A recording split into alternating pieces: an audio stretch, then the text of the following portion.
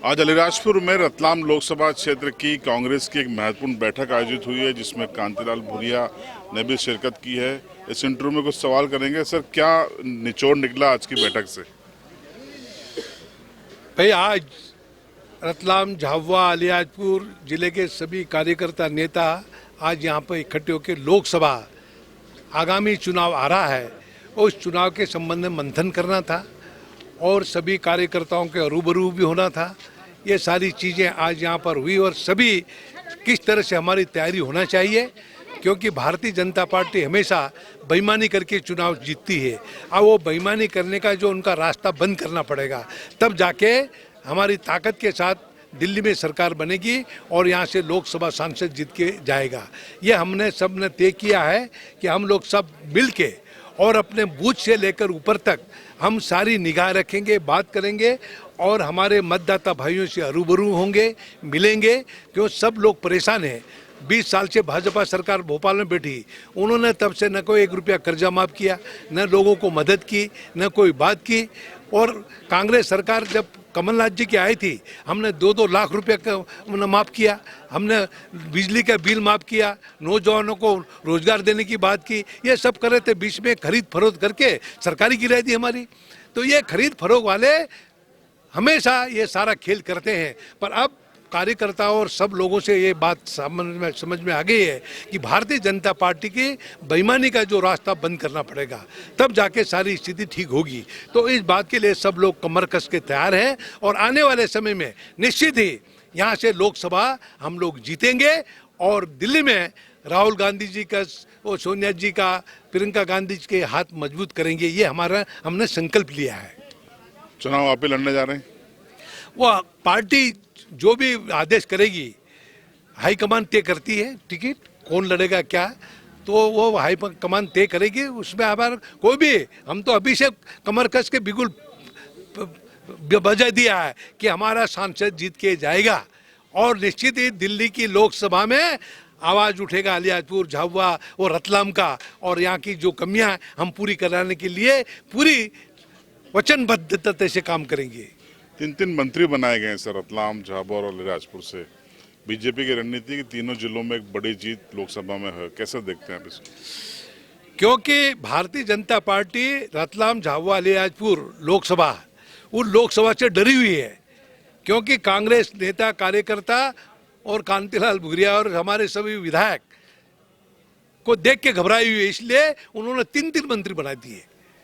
रतलाम में अलग बना दिया, झाबुआ में अलग, अलीराजपुर में अलग। तो 3 मंत्री बना दिया, कोई फर्क पड़ने वाला नहीं है। वो मंत्री बना दिया तो अपने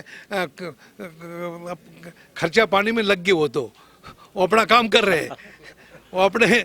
पर इससे यहाँ पर कोई फर्क नहीं। यहाँ पर मतदाता इस बात को अच्छी तरह समझते हैं। कांग्रेस बिना कोई उधार नहीं हो सकता झाबुआ, अलीराजपुर और रतलाम जिले का। कांग्रेस बिना, कांग्रेस ही ऐसी पार्टी है, कांग्रेस के ऐसे जनप्रतिनिधि हैं और लोकसभा में लड़ झगड़ के और पैसा यहाँ पर भिजवाते हैं, मंजूर कराते हैं। ये सारी चीज़ें हैं, पैसा लाना और यहाँ पे खर्च कराना, गरीब तक पहुँचाना, ये कांग्रेस के नेता ही जानते हैं। भाजपा तो खुद ही राम नाम जपना पर है माल अपना, वो तो अपना रास्ता देखते हैं, पर गरीबों के साथ क्या हो रहा वो नहीं समझते। गरीबों का हक क्या वो उनको नहीं समझते। सभी समाज के लोग परेशान हैं, उनका हक के लिए क्या कर सकते हैं वो कांग्रेस समझती, भाजपा नहीं समझते। ये सब इसीलिए लोग कांग्रेस को चाहते हैं। आपने ईवीएम पे सवाल उठाया है, फिर लोकसभा में आप कैसे करेंगे इसको? हम लोग बात कर रहे हैं ऊपर, अब उसका कोई तरीका निकालना पड़ेगा। ईवीएम निश्चित आयोग खारिज कर चुका है। आपकी जो आयोग है उसने कहा है कि आयोग से फिर कहेंगे कि भाजपा के दबाव में मत आओ। चुनाव आयोग तो निष्पक्ष होता है, निष्पक्ष होता है। कोई भी पार्टी, कोई भी दल और सबको समान नजर से देखता है। पर अभी पता नहीं ये क्या कर दिया। अब इतने सालों से चुनाव आयोग को हम देखते आ रहे हैं, कई बिना 8-10 चुनाव मैं लड़ा हूं, कभी चुनाव आयोग कभी पक्षपात नहीं करता, पर अभी चुनाव आयोग आंख बंद कर बैठा रहता है। अब चुनाव आचार संहिता लगने के बाद चुनाव आयोग क्या कर रहे थे? चुनाव आयोग क्यों आंखें बंद करके बैठे थे? चुनाव 5-10 दिन पहले चुनाव में पैसे आके डल रहे। किसानों का पैसा आ रहा है, तो महिलाओं का पैसा आ रहा है, तो दूसरा पैसा आ रहा था, सब आके यहाँ पे आ रहा था। तो चुनाव आयोग के इसलिए चुनाव आयोग से अनुरोध है कि चुनाव आयोग को निष्पक्ष आने वाले समय में लोकसभा में तो हम लोग बिल्कुल ऊपर तक ये आवाज उठाएंगे और बात करेंगे। जब सरकार बनेगी कांग्रेस की, उसके बाद चुनाव आयोग की भी खबर लेंगे। ये मतलब इस तरह से कैसे काम करेगा? तो इसलिए चुनाव आयोग हमारे आंख और कान है। आप चुनाव आयोग से हमारा अनुरोध है कि आप लोग निष्पक्ष चुनाव कराएं। और ये चुनाव के आचार संहिता से पैसा लाखों रुपया के जमा हो रहा, महिलाओं का अलग, किसानों का अलग, फलाना।